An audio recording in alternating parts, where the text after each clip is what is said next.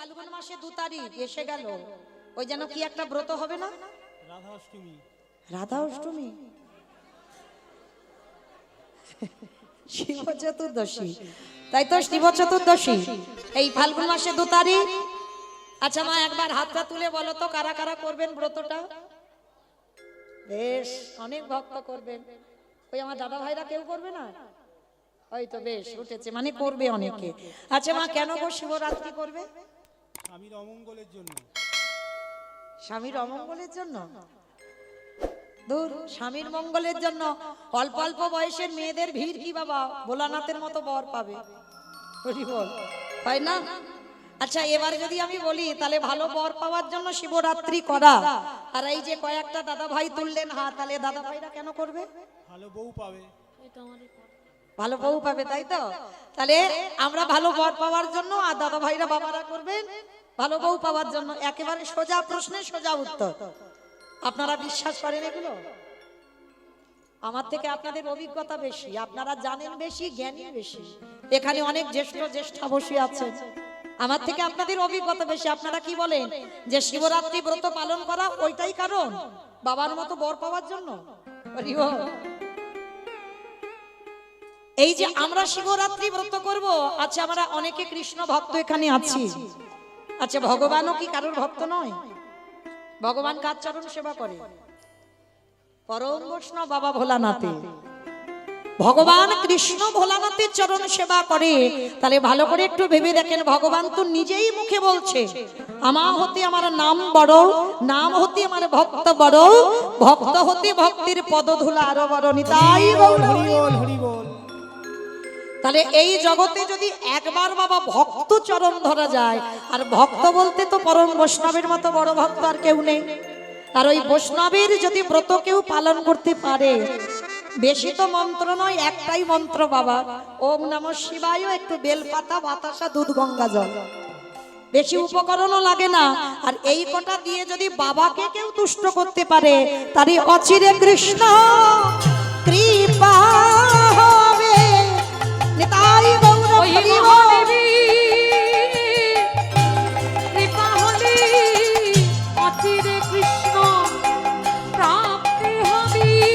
বেশ, তাহলে ওই ফাল্গুন মাসে 2 তারিখে যারা যারা ব্রত পালন করবে, একবারও কখনো ভুলে বলো না আমার স্বামী ভালো থাক, আমার একটা স্বামী ভালো হোক। একটাই কথা বলবে, হে ভোলা না, তোমার চরণ যখন আমার সেবা ভগবান করে, তাহলে তুমি আমাকে আশীর্বাদ দিও যেন আমার মধ্যে কৃষ্ণ প্রেম ভক্তি উদয় হয়। এইটুকুর জন্য শিব ঠাকুরের ব্রত পালন করা, আর অন্য কোনো কারণ নয়। তাহলে আজকে সেই পরম বৈষ্ণব 3 যুগে শিব হলো, কলিযুগে শিব নয় কেন? এই যে আমরা বাবার মাথায় জল দেব, বাবা তো কলিযুগে নয়, বাবা তো হয়েছেন অদ্বৈত আচার্য গোসাই। তাহলে এই অদ্বৈত আচার্য গোসাই কেন হলো? কলিযুগে কেন শিব হচ্ছে না? তার কারণ আছে বাবা। এই কারণের কথা জানতে গেলে আমাদের সবাইকে যেতে হবে একটু মহাভারতে, রাজস্বই যজ্ঞ। একটু মন দিয়ে আস্বাদন করবেন বাবা। এই মহাভারতে রাজস্বই যজ্ঞে ভগবান কৃষ্ণ দাঁড়িয়ে থেকে বাবা যজ্ঞের দায়িত্ব দিয়েছিল সবাইকে, কে কোন কাজগুলো করবে।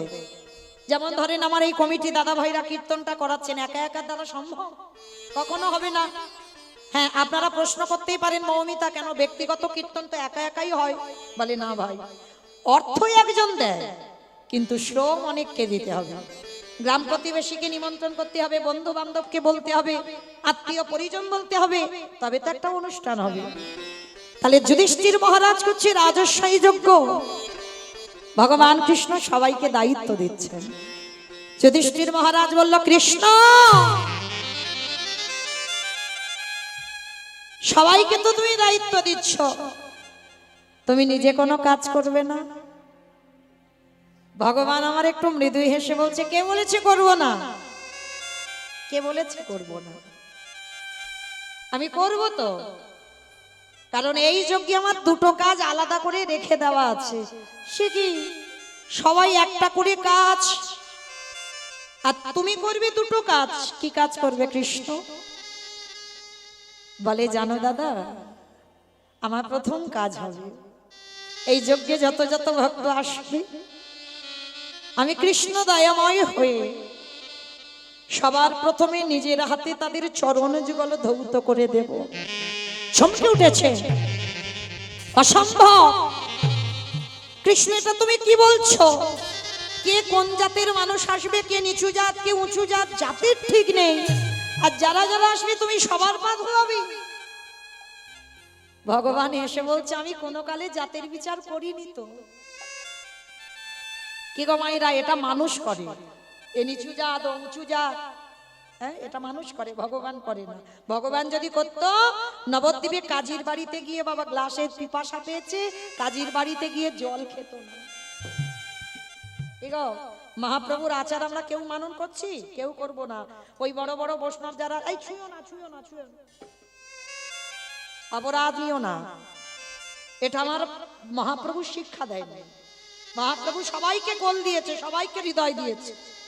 হ্যাঁ, তাহলে আজকের ভগবান কৃষ্ণ বলছে কোন কালেই আমার এগুলো ছিল না, তাই আমি সবার প্রথমে পা ধোয়ার দায়িত্বটা নেব। আচ্ছা মা, আপনারা তো বহুদিন কীর্তন শুনছেন, আজকের প্রথম নয়। ভগবান হয়ে যিনি বিশ্বের স্রষ্টা মালিক, তিনি আজকের পা ধোয়ার দায়িত্বটা কেন করছেন? ভগবান হয়ে তিনি বিশ্বের মালিক হয়ে পা ধোয়ার কাজটা কেন করবে? এটাই তত্ত্ব বাবা। নিজে আচরি ধর্ম জীবেরই শেখায়, নিজে না করলে ধর্ম জীবকে শেখানো না যায়। হরি বল। এই জগৎ সংসারে বাবা আগে আচরণ করতে হবে। ভগবান আচরণ করে শিখিয়েছে। যুগ ধর্ম প্রবর্তক নাম সংকীর্তন, চারি ভাব ভক্তি দিয়া নাচাইন ভুবন। আপনি ভক্ত ভাব করি অঙ্গীকার, আপনি না করলে ধর্ম জীবের শেখানো না যায়। আপনি আচরি ধর্ম জীবের শেখায়, এই তো সিদ্ধান্ত গীতা ভাগবতে গায়। এই মতো কলিকালে প্রথম সন্ধ্যায় অবতীর্ণ হলেন কৃষ্ণ, আপনি নদী আয়। তাহলে লক্ষ্য করেন বাবা, আগে নিজেদের আচরণ করে ভগবান শেখাচ্ছে। কিরকম? ভগবান নিজে পা ধোয়াচ্ছে। কেন? আপনাদের আমাদের চৈতন্য দান করলেন। ও মায়েরা, এইগুলো আগেকার দিনে আমার মা ঠাকুমারা করতো, আমরা দেখতাম। কিন্তু আমাদের মতো মেয়েরা যত টিভি সিরিয়াল দেখে বাবা, তত আমাদের আচরণগুলো তাদের মতো হয়ে যায়। কিন্তু একটা কথা মনে রেখো বাবা, যত টিভি সিরিয়াল দেখো, যত তুমি আচরণ বদলাও, আমরা হিন্দু ধর্মের মানুষ, পুরানো সংস্কৃতিগুলো ভুলে গেলে হবে না। চরণ ধরে বলে যাই বাবা, যদি ঘরেতে কোনোদিন সাধুগুরু বৈষ্ণব আসে, গুরুজন আসে, সবার প্রথমে আগে পা ধোয়ার ব্যবস্থা করবেন। আপনারা জানেন মা, আমি যেন ভাববেন না যে আমি কাউকে শিক্ষা দিচ্ছি। আপনারা জানেন, আমি একটু মনে করাচ্ছি। যদি কৃপা করে পারেন, দুবারে যদি কোনোদিন গুরুজন আসে, সবার আগে পা ধোয়াবেন। অনেকে প্রশ্ন করবেন, মৌমিতা সাধুগুরু বৈষ্ণব তো ঠিক পাই না, আমি কি করব? গুরুদেব দেহ রেখেছেন, আমি কি করব? বলে তারও ব্যবস্থা আছে। যে যার ঘরের বাবা মা তো আছে, যে যার ঘরের শ্বশুর শাশুড়ি তো আছে। আমার কথা নয় বাবা, ভাগবতের কথা। ভগবান কৃষ্ণ প্রথমেই বলছে সব থেকে বড় গুরু হলো যে যার ঘরের বাবা মা।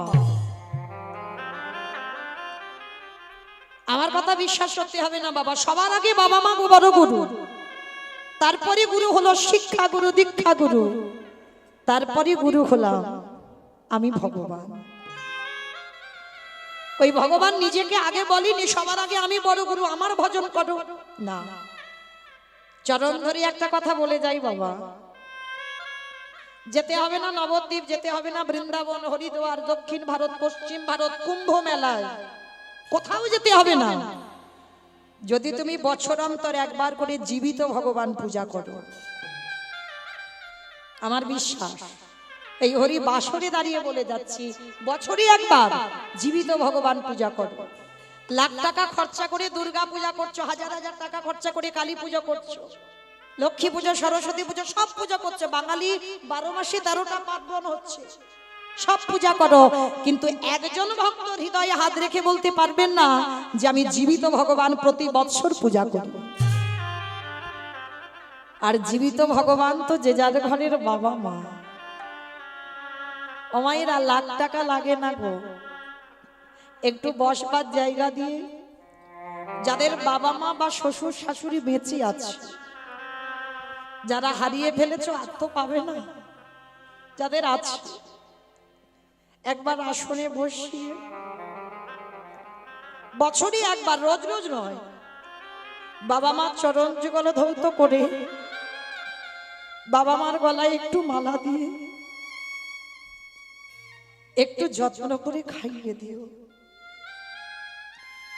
ভগবান বলছে সেই ভক্ত যদি আমাকে ডাকতে ভুলে যায়, সারাদিন যদি আমার কথা মনেও না করে, আমি ভগবান সারা জীবন সেই ভক্তের দুয়ারে বন্দী হয়ে যায়। নিতাই গৌর হরি বল, হরি বল, হরি বল। চেষ্টা করবেন মা, এই হতভাগিনীর কথা যদি কারোর মনে থাকে, বৎসরে একবার জীবিত ভগবান পূজা করতে। তাই তো ভগবান কৃষ্ণ রাজস্বই যজ্ঞে আগে পা ধোয়ার কাজ করছে।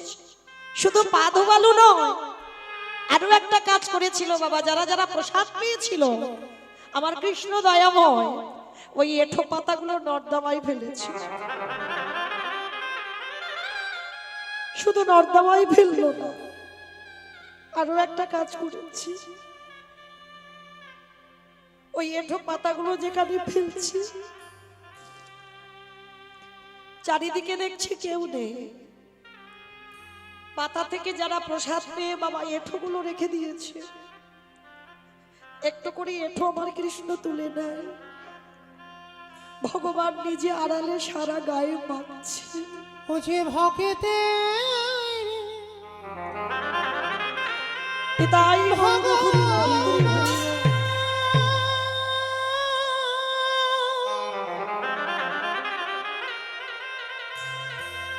ও যে ভক্ত ছাড়া বাবা বাবা কিছু জানে না,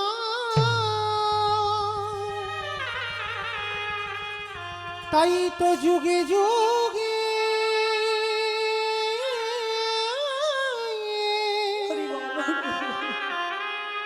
ও যে ভক্তের কাছে ছুটে আসে। আমি যে ভক্ত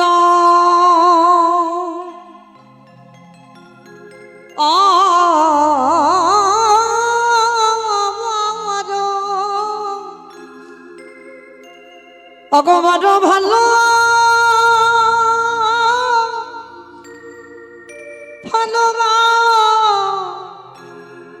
ভালোবাসি, শুধু এ যোগে নয়, হরি বল, হরি বল, হরি বল। প্রতি যুগে যুগে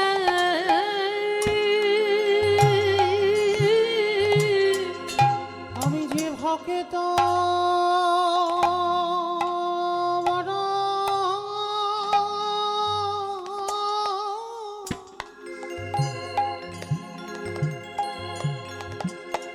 বড় ভালো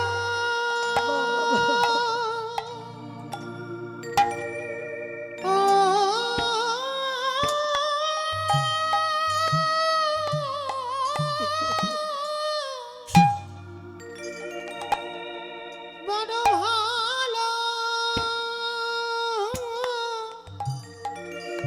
বাসি।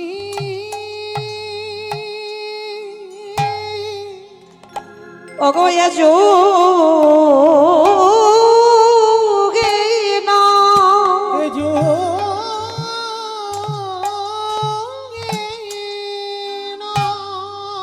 অগ প্রতি যুগে যোগে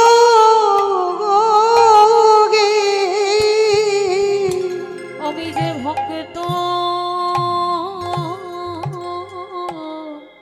বাবা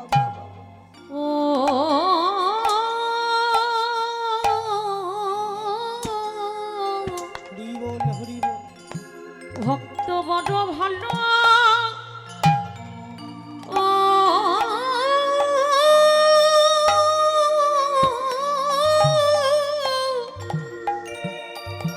ভালোবাসি আজ যুধিষ্ঠির বললেন কৃষ্ণ দয়াময় ওহে কৃষ্ণ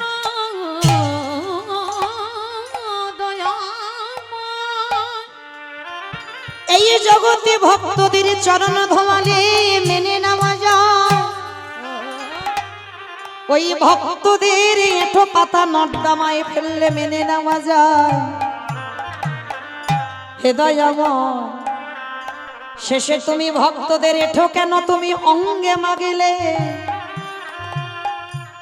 ভগবান মৃদু হেসে বললেন, দাদা গো, এ যে হলো আমার কর্ম ফল গো। নিতাই গৌর হরিব।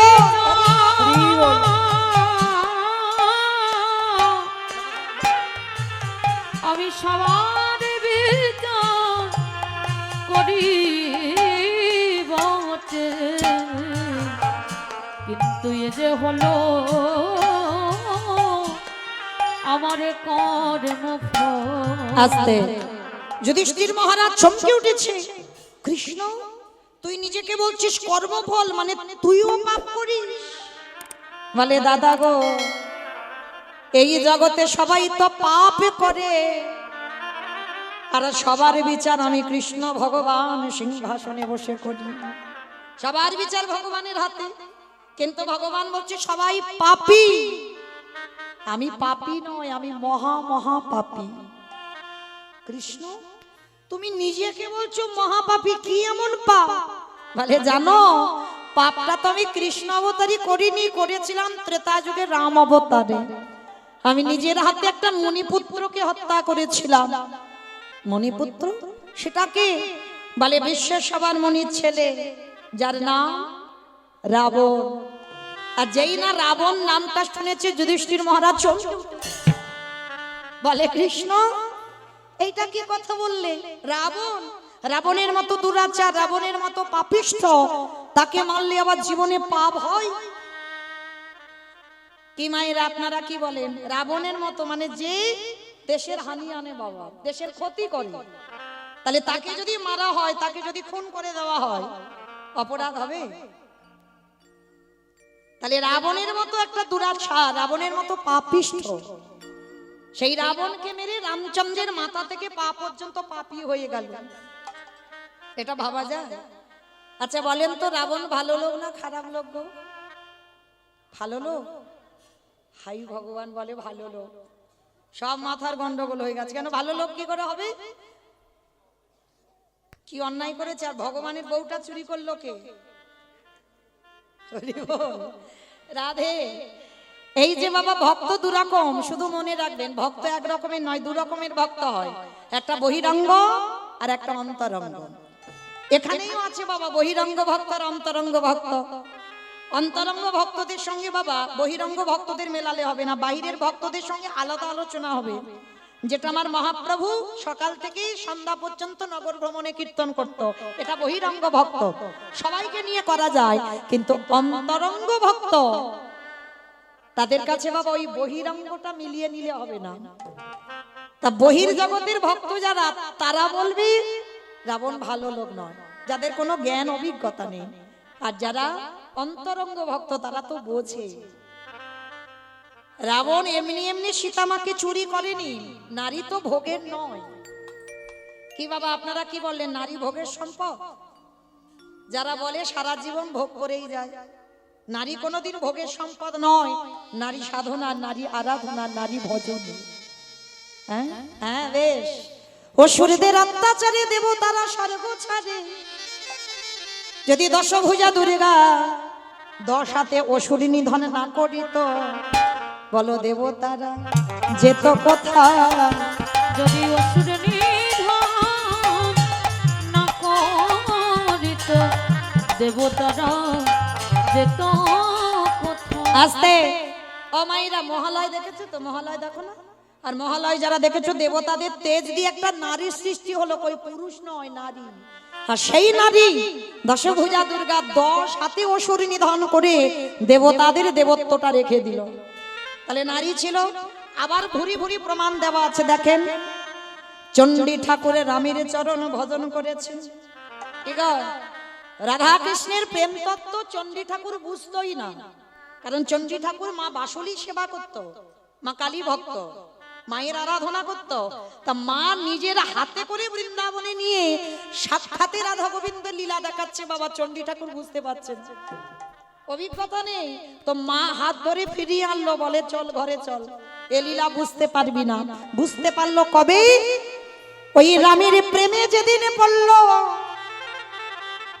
ওই রজকিনীর প্রেমে পড়ে রাধা কৃষ্ণের প্রেম তত্ত্ব লীলা বুঝতে পারলো। তাহলে রানী অন্যের ঘরের স্ত্রী, তাকে ভালোবেসে, তবে ভালোবাসাটা জড় জগতের মতো নয়। চণ্ডী ঠাকুর চরণ সেবা করত রামের, আর রামের চরণ সেবা করে পেয়ে গেল রাধা মাধবের কৃপা। বিল্লমঙ্গল একজন পতিতা বার বনিতা, চিন্তামণির চরণ সেবা করে রাধা মাধবের কৃপা পেল।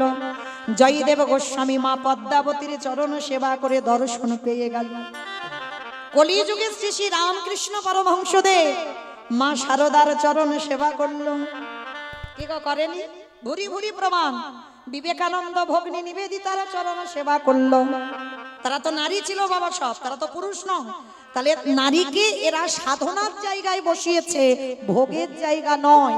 তাহলে রাবণ রাজা সীতামাকে চুরি করেছিল ভোগ করার জন্য নয়। ভোগ যদি করবে, রেখেছিল কোথায় সীতামাকে? বেশ অশোক। প্রশ্নেই উত্তর, মানে যেখানে শোকের ছায়া লাগবে না সেইখানে সীতামাকে বন্দি করে রেখে দিল। শুধু বন্দি করলো না, জ্বালা যন্ত্রণা ব্যথা বেদনা সব দিয়েছে, দেয়নি? চেরিরা ধরে মারেনি সীতামাকে? মেরেছিল তো। চর চাপড় দেয়নি? দিয়েছিল। কিন্তু কেন দিল গো? ও মাইরা, একটা কথা বলি, জড় জগতের কথা। সিনেমা টিনেমা দেখো, সিরিয়াল, আচ্ছা সিনেমার কথা বাদ দিলাম, সিরিয়াল দেখো, দেখো তো। হ্যাঁ, ওটা আমি বারণ করছি না, সব প্রয়োজন। আমি একবারও কোনোদিন কারোকে বলিনি যে সিরিয়াল দেখো না, শুধু হরি নাম শুনে যাও, কখনো না। তুমি সংসার জীবনে এসেছো, সবটা প্রয়োজন। তাহলে সিরিয়াল যারা দেখছো, আচ্ছা বলো তো, শুধু কি নায়ক নায়িকা থাকলে সিরিয়ালটা ভালো লাগে? একটা ভিলেন লাগে, মানে মারামারি হবে, কাটাকাটি হবে, খুনোখুনি হবে, তবে তো সিরিয়ালটা জমে উঠবে, তাই না? আচ্ছা বলো তো, ভিলেন যখন কিছুতেই নায়ককে জব্দ করতে না পারে, শেষ পদ্ধতিটা কি নেয়? নায়িকাকে তুলে নিয়ে যায়। হ্যাঁ, নায়িকাকে যদি তুলে নিয়ে, বাবা শুধু তুলে নিয়ে যাবে না, জ্বালাবে, যন্ত্রণা দেবে, ব্যথা দেবে, বেদনা দেবে, কষ্ট দেবে, তাই না? যেটা জড়জগতের সিনেমাতে হয়, দেখি আমরা। তাহলে দেখেন, এই যে তুলে নিয়ে গেল, আর কি বাবা ভিলেনকে নায়কের কাছে যেতে লাগবে? 10 তলা বিল্ডিং থেকে বাবা ঝাঁপিয়ে নায়িকার কাছে যাবে না? কি গো, একেবারে ঝাঁপিয়ে আর তার কাছে যেতে হবে না, নায়ক ছুটে আসবে নায়িকার কাছে। কেন? ওই যে বসে বসে কাঁদছে, জ্বালা যন্ত্রণা হচ্ছে, একটা টান আছে না? তাহলে এইবার শাস্ত্রের দিকে, তত্ত্বের দিকে মিলিয়ে দেখেন, রামচন্দ্র যদি নায়ক হয়, আমার সীতামা যদি নায়িকা হয়, রাবণ যদি ভিলেন হয়, জব্দ করতে পারছে না তো রামকে, শেষে সীতামাকে তুলে এনেছে। শুধু তুলে আনলো না, চেরিরা জ্বালাচ্ছে, যন্ত্রণা দিচ্ছে। আর সীতারূপী নায়িকা যখন নায়কের নামে ধরে ধরে কাঁদে, আরে কি নায়ক রূপী রামচন্দ্র থাকতে পারবে? 7 সমুদ্র 13 নদী পার করে সোনার লঙ্কা পুরীতে আসবে। কি গো, আর কি যেতে লাগলো রাবণকে? ছুটে এলো রাম সোনার লঙ্কায়। আর রাবণের প্রথমা স্ত্রী মন্দোদরী মা, মন্দোদরী, আমি এমনি এমনি সীতামাকে আনিনি। কেন আনলাম জানো? যেদিনই আমার রাম আসবে, সেদিনে যদি আমার লঙ্কায় খরা দেখা দেয়। আমার খরা মানে কি গো? প্রচুর বৃষ্টি। খরা মানে অনেক বছর বৃষ্টি হয়নি, তাকে খরা বলে। হ্যাঁ, আর যদি খরা দেখা দেয়, সেই দিনে যদি আমার রাম আসে, বলো বলো মন্দোদরী, পলকি দিয়ে চরণ তুমি ধোয়াইবে নিতাই গৌর হরিব হরিব। যেদিন রামচন্দ্র লঙ্কায় আসবে সেদিনে কি দিয়ে চরণ বল ধোয়াইবে। মন্দোদরী আমি অত বোকা নয় তোমার মতো কেঁদে কেঁদে চোখের জল অপচয় করব। আমি জায়গায় কাঁদবো যেদিনই আমার রামাই আসবে। যদি রাজ্যে জলে না থাকে আমার চোখের জলে চরণ আমি ধোয়াইব। হে রামে দয়া নিতাই গৌর হরি বল হরি বল হরি বল। হে রামে দয়া করো বলে সেদিনে চোখের জলে চরণ ধোয়াইব। বেশ আজকে সেই রাবণ রাজার বধ করে রামচন্দ্রের পাপ হলো। সেই পাপ কবে ধুলো? কৃষ্ণ অবতারে যুধিষ্ঠির রাজস্বয় যজ্ঞ। আর মায়েরা যেখান থেকে গিয়েছিলাম আবার ঘুরে ফিরে এলাম, মনে পড়ছে? এইবার যুধিষ্ঠির যজ্ঞে কৃষ্ণ আমার পা ধোয়ার দায়িত্বটা নিয়েছে। অগ্নিদেব, পবনদেব, বরুণদেব, ইন্দ্র, ইন্দ্রাণী, ব্রহ্মা, সাবিত্রী, শিব, দুর্গা সব পরপর লাইনে আছে। আর কৃষ্ণ পা ধোয়ায় আর যজ্ঞের ভিতরে ঢোকায়। এমন সময় জগৎ জননী মা, কি গো এখানে সব আছে, মাও আছে বাবাও আছে। জগৎ জননী মা আমার বাবাকে ডেকে বলছে প্রাণনাথ, ও প্রাণনাথ। যেই না প্রাণনাথ বলে ডেকেছে বাবা ভোলানাথ বলছে বেশ বলো কেন আমায় ডাকছো? প্রাণনাথ আর দেরি নয়, চলো এবার আমাদের পা দুটো ধোয়াবে, একটু পা দুটো ধুইয়ে নি। বলে তোমার মাথা ঠিক আছে তো? কৃষ্ণ পা ধোয়াবে আর আমার পা দুটো ধুইয়ে দেবো, বাড়িয়ে দেবো? শোনো, তোমার যদি ইচ্ছা করে তো তুমি লাইনে দাঁড়াও, আমার পা কৃষ্ণ ধোয়াতে পারবে না। এই বলে বাবা কি করেছে? বাবা প্যান্ডেলের বাইরে চলে গেছে কৃষ্ণের চোখে ধুলো দেবে বলে। কি গো মায়েরা পারবেন কৃষ্ণের চোখে ধুলো দিতে? এই যে আমি একটু উপরে দাঁড়িয়ে আছি, ভুল কথা, আমি উপরে নেই, আপনারা উপরে বসেছেন, আমি নিচুতে দাঁড়িয়ে আছি, বুঝতে পারছেন? নববিধা ভক্তির মধ্যে আগে তো ওই জায়গাটা, পরে এই জায়গাটা, তাহলে এটা নিচু, ওই জায়গাটা নিচু। ভাবার ভুল বাবা, এটা কীর্তন, অনুভব করতে হবে। আপনারা যদি না থাকতেন কীর্তনিয়ারা যেত কোথায়? তাহলে জীবনে বলবেন না যে আপনাদের থেকে কীর্তনিয়ারা অনেক উপরে, কখনো নয়। আপনারা উপরে বসেছেন, কীর্তনিয়ারা নিচেতে দাঁড়িয়েছে। কেমন? তো এইবার সব দেখাটা ঠিক নয়, সব দেখাটা বাবা শাস্ত্রের সঙ্গে মেলাতে পারবেন না। চোখের যে দেখছো সেটা গ্রন্থে মেলাতে পারবেন না, তাহলে শাস্ত্র নিয়ে কথা বলতে হবে। তাহলে এইবার ভোলানাথ প্যান্ডেলের বাইরে গেছে, কৃষ্ণ মনে মনে ভাবছে দেখেছো ওই বেটার পা ধোবাবো বলে আজকের আমার এই দায়িত্বটা নেওয়া, আর ও বেটা প্যান্ডেলের বাইরে চলে গেল। হ্যাঁ, রাবণকে মেরে যে পাপটা করে রেখেছি, ওরা ওনার মতো বৈষ্ণবের পা না ধোবালে আমি মুক্তি পাবো না। মানে ভগবান পর্যন্ত ভোলানাথের কেমন শ্রদ্ধা ভক্তি করে দেখেন। রাবণকে মেরে যে পাপ করেছে, ভোলানাথের চরণ না ধোয়ালে বাবা পাপ মুক্তি পাবে না, সমাজকে শেখাচ্ছে। হ্যাঁ, এইবার কি করেছে? ভোলানাথ বাইরে চলে গেছে, ভগবান সবার পা ধোয়াচ্ছে। ও মাইরা, এই যে আমি মোটামুটি দেখতে সবাইকে পাচ্ছি, আমার চোখে ধুলো দেওয়া যায়, কিন্তু ওই যে মন্দিরে যে বাটাটা দাঁড়িয়ে আছে, পারবেন ধুলো দিতে? দরজা বন্ধ কর, দরজা বন্ধ করে দিলে দেখা যাবে না। না বেশ, কিন্তু বাবা সেই যে গৌতম মুনির স্ত্রী অহল্যা সতীত্ব নাশ করলো কে? দেবরাজ ইন্দ্র। তাতে দেবরাজ ইন্দ্র অভিশাপ দিল, তো সর্বঙ্গে হবে ভোগ চিহ্ন। কান্নাকাটি করার পরে আশীর্বাদে হলো 1000 চোখ। মানে ইন্দ্রের শরীরে 1000 চোখ, কিন্তু তার থেকেও আর ওই ছেলেটা যে ঘরের ভিতরে বসে আছে না, ওর শরীরে আরো চোখ বেশি। মানে চারদিকে ঘুরে ঘুরে বেড়াচ্ছে, কে কি করে দেখি, কে কীর্তন শুনছে, কে গল্প করছে, কে কেঁদে যাচ্ছে, কে আবার বসে বসে। আমি দেখতে পাচ্ছি না, কিন্তু ওই ছেলেটার চোখে ধুলো দেওয়া যাবে না। এইবার ভগবান তো সবার পা ধোবাচ্ছে, আর আড়ালে ভোলানাথ গিয়ে মনে মনে ভাবছে কি করা যায়, কি করা যায়, কি করে কৃষ্ণের চোখে ধুলো দেব।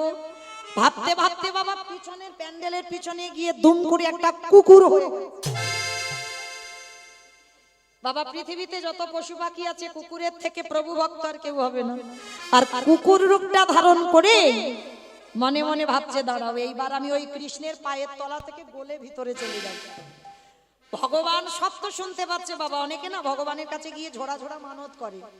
খবরদার, যারা মূর্খ ভক্ত তারা মানত করে, যারা বুদ্ধিমান যারা চালাক ভক্ত তারা জীবনে মানত করে না। তিনি হচ্ছে ভক্তাধীন, ভক্তের অধীন। তাহলে প্রয়োজন লাগে না কিছু বলতে, অন্তর্যামী সব জানতে পারে তোমার মনে কি চলছে। তাহলে কেন আমি কষ্ট করে ভগবানের কাছে বলবো ঠাকুর আমার ছেলের একটা চাকরি দাও? কেন বলবো? আমার সংসার যেন সুখের হয়। প্রয়োজন নেই। তোমার মনের কথা সে তো ঠিক জানে। তুমি কর্ম যদি ঠিক করো তবে তো তোমার ভগবান ফলটা দেবে, তাই না? আর কর্ম ঠিক নাই, শুধু আঁচল পেতে চেয়ে যাচ্ছ আমায় দাও, আমায় দাও, আমায় দাও, দেবে বলে মনে হয়? ভগবান শুনতেই পাচ্ছে না। হ্যাঁ, এইবার লক্ষ্য করেন, এইবার ভোলানাথ পিছনে মনে মনে ভাবছে কৃষ্ণের পায়ের তলা থেকে গলে যাব। ভগবান সব শুনতে পাচ্ছেন আর ইচ্ছা করে পা দুটো ফাঁকা করে সবার পা ধোয়াচ্ছে। আর ভোলানাথ পিছন থেকে এসে সবে মাথাটাকে, আর যেই না মাথাটা দিয়েছে কৃষ্ণ দুটো হাত নিয়ে একেবারে দেখ কেমন লাগে। এইবার যেই না কানের কাছে চেপে দিয়েছে, কুকুর কি করবে? কেউ কেউ করবে না, বারবার বলছে কৃষ্ণ ছেড়ে দে, কৃষ্ণ ছেড়ে দে, কৃষ্ণ ছেড়ে দে। বলে ছাড়বো বলে ধরি নাই। হে বৈষ্ণব গোসাই,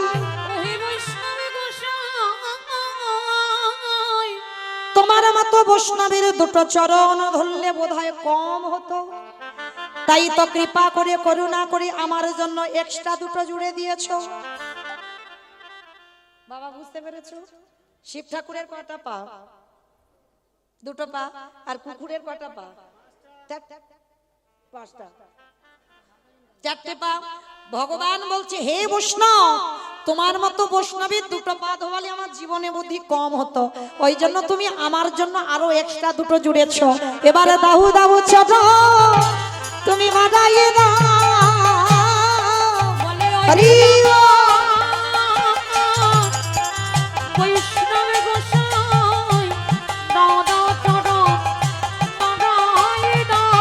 বলি আরে তো চরণ ছাড়ব না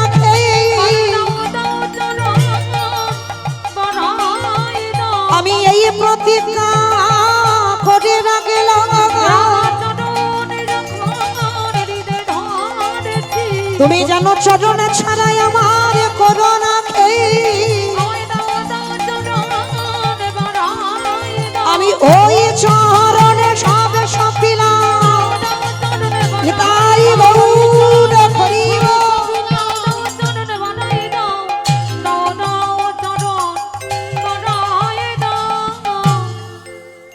এইবার ভগবান কি করেছে? মোটা দড়ি নিয়ে কুকুরটাকে বেঁধেছে। আর বাঁধলে কি হবে মা? চারটে পা শুধু ছটফট করছে। ভগবান বলে এবার পায়ের ব্যবস্থা করতে হবে। এইবারে দড়ি দিয়ে কুকুরের চারটে চরণ বেঁধে দিয়েছে। এইবারে যেই না চরণ চারটে বেঁধে দিল, এইবার অবস্থাটা দেখো। ভোলানাথ ধুলাই গড়াগড়ি দিয়ে বলছে কৃষ্ণ আমি অন্যায় করেছি, আমি ছেড়ে দে। চুপ, কথা হবে না, খালি দেখে যাও। যারে ধরি তারে ছাড়ি না, যারে ছেড়ে দিই এ জীবনে ধরি না। ভালো করে বুঝে নাও, যারে ধরে ভগবান তারে ছাড়ে না, আর যারে ছেড়ে দেয় এ জীবনে তারে ধরে না। তো এইবার যেই না চরণ দুটো ধরে ভগবান বলছে দাঁড়াও। সবার পা ধোয়াচ্ছে ঘটিতে করে জল দিয়ে। আর বৈষ্ণবের বেলা কি করেছে জানো? খালে বিলি নদী নালারা জলে নয়, কৃষ্ণ দয়াময় আমার আজ চোখের জলে এ চরণ ওগো চরণ ধোবা ধোবা ইচ্ছে গে হে বৈষ্ণব কৃপা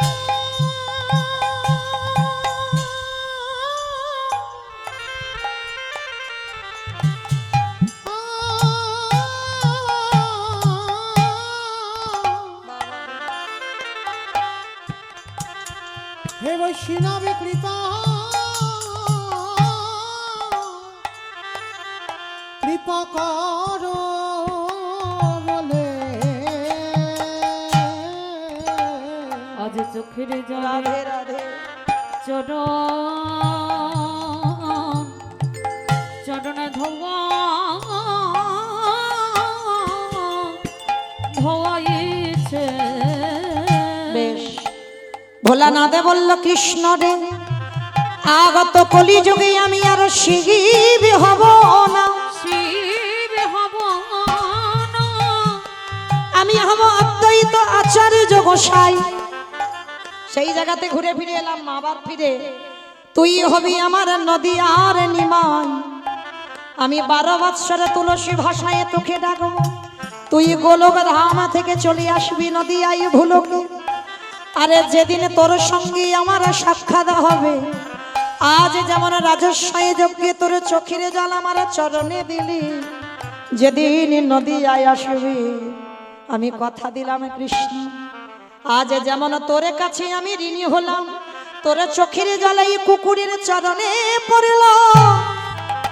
যেদিন তুই নিমাই হবি, যেদিন আমি অদ্বৈত আচার্য গোসাই হব, তোরে থেকে 52 বছরের বড় হব, যেদিন তুই আর আমি দুজনে মুখোমুখি হব, ওরে এমনি করে চাটা আমি ধোবাইব। যেদিন পিতাই গৌর হইব। নিমাই হবি এমনি করে চরণ ধোয়াইব। সেদিন কেঁদে ঋণ শোধ করিব, আমি এই প্রতিজ্ঞা করে রাখলাম। সেদিন আমি কেঁদে জগৎ ভাসাইব। আমি এই প্রতিজ্ঞা করে রাখলাম। সেদিন আমার চরণ ছাড়া যেন করিস না ভাই, এই প্রতিজ্ঞা করে রাখলাম। বলি ওই চরণে জানাই রাখলাম। প্রতিজ্ঞা করে হরি ও। করিস না এমনি করে চরণ ধোয়াইব, এমনি করে চরণ ধোয়াইব। আস্তে তাহলে মায়েরা আপনারা আমরা অনুভব করতে পারলাম সেই বৈষ্ণব বাবা ভোলানাথ কলিযুগে হলো অদ্বৈত আচার্য গোসাই। শুধু গোসাই হলো না, আজকে সেই গোসাইয়ের চরণে সচিমা অপরাধ করেছিল। কি অপরাধ? ওই অদ্বৈত আচার্যের প্রণামে সচিমার প্রথম গর্ভে 8টা কন্যা সন্তান মারা যায়, 8টা মেয়ে মরে গেছে। প্রথম বড় ছেলে বিশ্বরূপ তাকে প্রণাম করলো, সন্ন্যাসী হয়ে গেল। বড় ছেলে নিমাই এলো, তাকেও প্রণাম করলো, 24 বছর বয়সে নিমাই সন্ন্যাসী হলো। আর তখনই আমার সচিমা রেগে গিয়ে বলেছিল অদ্বৈত আচার্যকে, ও অদ্বৈত নয়, ও হলো দ্বৈত। কি বাবা এইটুকু কথা, কারণ যার প্রণামে আমার মেয়ে ছেলেগুলো চলে গেল, ও অদ্বৈত নয়, ও হচ্ছে দ্বৈত। আর এইটুকু কথায় সচিমার হয়ে গেল মহা মহা অপরাধ। যতদিন না বৈষ্ণব ক্ষমা করবে ততদিন অপরাধী থাকবে। আজকের নিমাই দাদা নিতাই চাঁদকে বলল, দাদা আমার মা ঘোর পাপ করে রেখেছে, যতদিন না অদ্বৈত ক্ষমা করবে ততদিন আমার মা মুক্তি পাবে না। যেই না সচিমা জানতে পারলো, অদ্বৈত আচার্যের চরণে লুটিয়ে পড়ল, ক্ষমা করে দে বাবা। অদ্বৈত আচার্য পরম বৈষ্ণব তো বলে, কি মা চরণ ধরছ কেন? চরণ ধরো না, বেশ আমি ক্ষমা করে দিলাম তোমার। আর যেই বৈষ্ণব ক্ষমা করে দিল, নিমাই এসে বলছে, মা আর দেরি নয়, এবার বলো তো দেখি আমার সঙ্গে। বলি হরে কৃষ্ণ হরে কৃষ্ণ কৃষ্ণ কৃষ্ণ হরে হরে। বলে হরে রাম হরে রাম, রাম রাম হরে হরে। বলি গায়ে গোডা জীবের তরে, ওয়ে গদা জীবের তরে। এবারে গাই গোড়া জীবের তারে শ্রীনন্দের নন্দন শ্রী মধুসূদন। নন্দের নন্দন শ্রী মধুসূদন। মুরলি বাজায় নিকেতনে গায়ে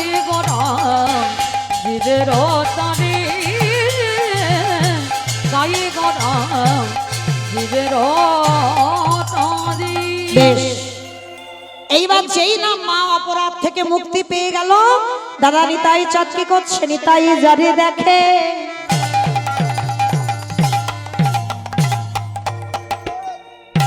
তারে বলে দন্তে তৃণ ধরি উলুধ্বনি।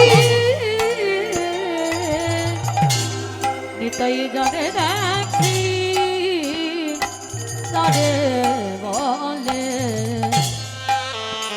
ওগরন্তে তৃণ ধরি। আস্তে ও মাইরা, তৃণ মানে কি গো? খড় খড় তৃণ মানে ঘাস, তৃণ মানে ঘাস। আচ্ছা, এই জায়গাটায় একটু অনুভব করবেন মা, এগুলো কোনো আজে বাজে গান নয়, এটা কীর্তন।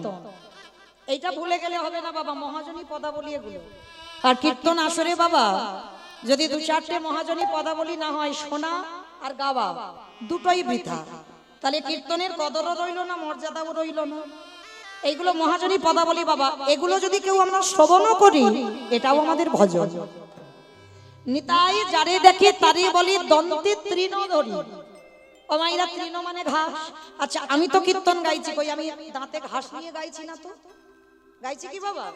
শুধু আমি কেন, জগতে এত এত কীর্তনিয়া কীর্তন গায়, কই দাঁতে ঘাস নিয়ে গায়? গায় না তো। হরি বল, এটাই তো তত্ত্ব। তাহলে নিতাই চাঁদ আজকে দাঁতে ঘাস নিয়েছে কেন? মহাপ্রভুর আমলের কথা বলছি, এখনকার কথা নয়। আমাদের এখনকার সমাজে একটা নিয়ম আছে বাবা, যে মানে মানে, যে মানে না সেটা তার ব্যক্তিগত। কিন্তু আমার সমাজে একটা নিয়ম আছে, গুরুজনদের সামনে কথা বলতে গেলে বাবা তোমাকে আগে নত ভাব হতে হবে। এই যেমন আপনারা অনেকে বয়স জ্যেষ্ঠ বা জ্যেষ্ঠা গুরুজন বসে আছেন, আমার থেকে আপনারা অনেক গুণী মানুষ। তাহলে গুরুজনদের সামনে কথা বলতে গেলে আমার স্বভাবটা, আমার আচার আচরণটা যেন একটু নত ভাব হয়। এটা আমাদের সমাজের নিয়ম, যে গুরুজনের সামনে যে কেউ মানুষ, যে কোনো ব্যক্তি কথা বলতে গেলে তার স্বভাবটা যেন নত ভাব হয়, এটা নিয়ম। কিন্তু মহাপ্রভুর আমলে এ নিয়ম নয়। মহাপ্রভুর আমলে নিয়ম ছিল দাঁতে ঘাস নিতে হবে। মানে আমি যে কথাটা বলছি বিনতার সহিত বলছি, আমি নম্রতা হয়ে বলছি, আমি কথাটা সত্যি বলছি, তার জন্য আমাকে দাঁতে ঘাস নিতে হবে। রূপ গোস্বামী সনাতন গোস্বামী যখন প্রভুর চরণ আশ্রয় গেল, তখনও দাঁতে ঘাস নিয়েছিল। নিতাই চাঁদ হরিনাম দিচ্ছে, দাঁতে ঘাসটা নিয়েছে কেন? সমাজকে বোঝাতে চাইল আমি যে কথাটা বলছি সত্যি বলছি, আমি যে কথাটা বলছি বিনতার সহিত বলছি।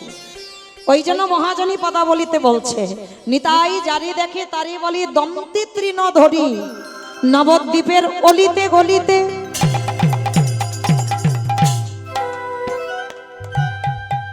নিতাই যারে দেখে তারে পদ ধরি বলে, তোদের ঘরে আমি বাসনে মেজে দেব। আমি বলছি না নিতাই চাঁদ, তোদের ঘরে আমি বাটনা বেটে দেব, তোদের ঘরে আমি কাপড় কেচে দেব, তোরা যাহা বলবি আমি তাই করে দেব। আজকে মাইনে দিতে হবে না, কিচ্ছু মাইনে দিতে হবে না, কিন্তু তোদের একটা কাজ করতে হবে। কিছু আমি মাইনে নেব না, সংসারের যাবতীয় কাজ আমি সব করে দেব প্রত্যেকের ঘরে ঘরে গিয়ে। তবে তোদের একটা কাজ করতে হবে। কি কাজ? তোরাই আমারে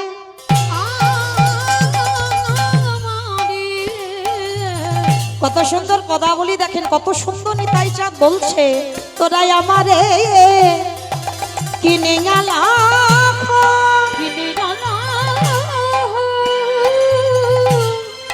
মানে তোরা আমাকে কিনে নে, কিচ্ছু মাইনে দিতে হবে না, তবে বিনিময়ে একটা কাজ করতে হবে। কি কাজ গো? একবার বলো গৌর হরি উলুধ্বনি।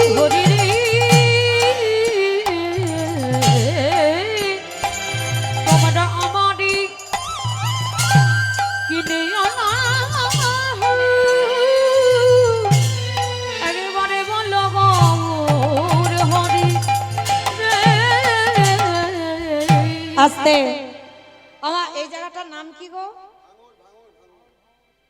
ভাঙর, তাই তো, ভাঙর বাজার। বেশ, আচ্ছা নিতাই চাঁদ আপনাদের এই ভাঙর বাজারে এসেছে, এসে কি করেছে জানো? পাইকারি বলে পাইকারি, বাজারের কীর্তন তো ওই জন্য বলছে পাইকারি। বলে পাইকারি। আচ্ছা বাবা, এখানে ওই সবজি আড়ত হয় তো, সবজি আড়ত। বেশ, আচ্ছা যখন এক জায়গায় সবজি দেওয়া হয় তাকে কি বলি আমরা? সেল বলে। কি বলে?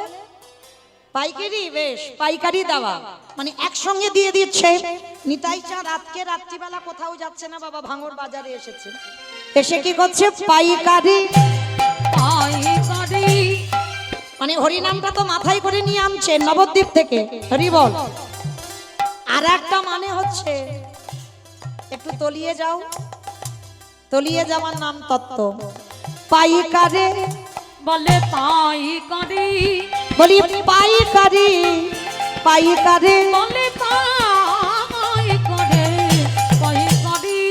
মানে একটা মুখে বলছে পাইকারি মানে ভাঙর বাজারে পাইকারি দিচ্ছে, আর একটা মানে হচ্ছে পাইকারে মানে হরিনামটাতে দেব আমি মানুষ পাচ্ছি না। শেষে নিতাই চাঁদ ভাঙর বাজারে ঘুরে ঘুরে দেখছে জায়গা পাইনি বাবা, শেষে কি করেছে জানো? এক জায়গা ঢেলে দিয়েছে। কোথায়? দোকানে।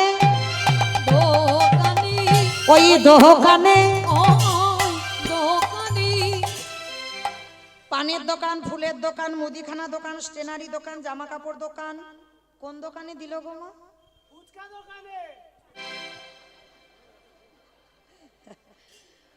আমা ফুচকা দোকানে হরিনাম দিল নিতাই চাঁদ? না, কোথায় দিল গো মা? বাহ, দেখেছো আমি গাইবো কি, আমার থেকে বেশি মুখস্থ। হরি বল, দণ্ডবত প্রণাম। মানে আমার থেকে আপনারা অনেক গুণী মানুষ। তাহলে দেখেন ভগবান এসে এক জায়গায় ঢেলেছে, কোথায়? দোকানে। দোকানি যারা দোকানে খুলে বসিয়াছে, হরিনাম দিল দোকানি, যারা দোকানে খুলে বসে হরিনাম দিল দোকানি। এত বলি নিতাই চাঁদ ঘুমে গড়ে যায় রে